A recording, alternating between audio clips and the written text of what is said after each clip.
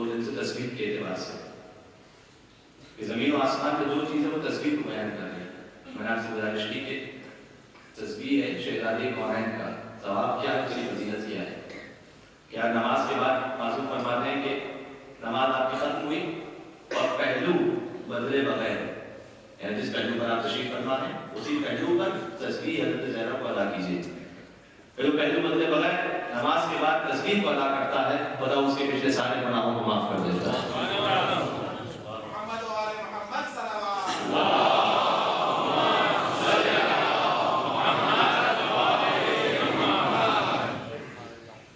وسائل الشیعہ کی حدیث ہے, پانچویں امام نے ارشاد فرمایا, کہا کہ اللہ کی اس سے بڑی عبادت نہیں کہ ہماری جدہ فاطمہ زہرا کی تسبیح کو ادا کرو. اس سے بڑی عبادت نہیں. اور پھر ایک خوبصورت جملہ ارشاد فرمایا کہ اگر اس سے بڑی کوئی شے ہوتی تو اللہ کے رسول نے وہ عطا فرماتے. یہ تحفہ تھا, حضور کی جانب سے تحفہ ملا تھا شہزادے کونین کو, یہ تسبیح ہے. اگر اس سے بڑی کوئی اور شے ہوتی تو حضور کو عطا فرماتے.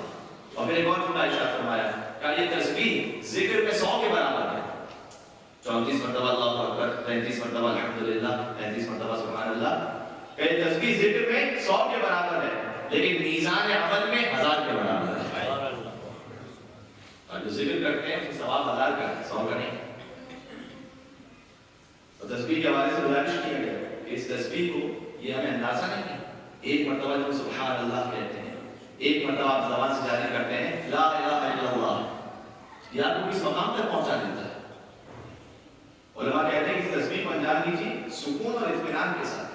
پھر اس کا اثر دیکھیے, بہت جلدی ہم نکالتے ہیں تسبیح نماز کے بعد. سکون اطمینان کے ساتھ تسبیح کو ادا کیجیے, ایسے کہ جیسے اللہ اکبر آپ کے رگ و خون میں داخل ہو رہا کہ واقعی اللہ پڑھا ہے.